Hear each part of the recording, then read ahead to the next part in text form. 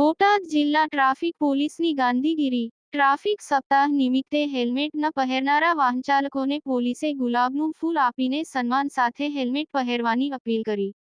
Traffic પોલીસની અનોખી રીતથી વાહનચાલકો ખુશ થયા। જિલ્લા ટ્રાફિક પોલીસ દ્વારા ટ્રાફિક સપ્તાહની ઉજવણી કરવામાં આવી રહી છે, જેના ભાગરૂપે બોટાદ જિલ્લા ટ્રાફિક પોલીસ દ્વારા હેલ્મેટ ન પહેરનારા વાહનચાલકોને ગુલાબનું ફૂલ આપીને સન્માન કરીને હેલ્મેટ પહેરવા જાગૃત કરવામાં આવ્યા હતા।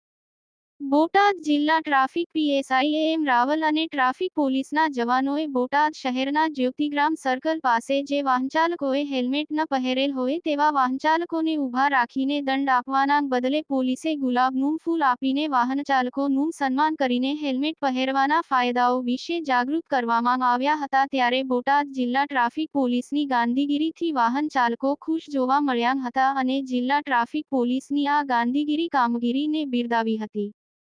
સરકાર દ્વારા દર વર્ષે જાન્યુઆરી માસમાં ટ્રાફિક સપ્તાહની ઉજવણી કરવામાં આવે છે, ત્યારે આ વર્ષે માસની ઉજવણી કરવાની છે અને વાહનચાલકોને ટ્રાફિકના નિયમોનું પાલન કરવા, હેલ્મેટ પહેરવા જાગૃત કરવામાં આવશે। જેના ભાગરૂપે આજે જે વાહન ચાલકોએ હેલ્મેટ નથી પહેરેલ તેવા વાહન ચાલકોને ઊભા રાખીને ગુલાબનું ફૂલ આપીને તેનું સન્માન કરીને હેલ્મેટ પહેરવા અપીલ કરવામાં આવે છે, તેમ બોટાદ જિલ્લા ટ્રાફિક પીએસઆઈ એમ રાવલે મીડિયાને માહિતી આપી।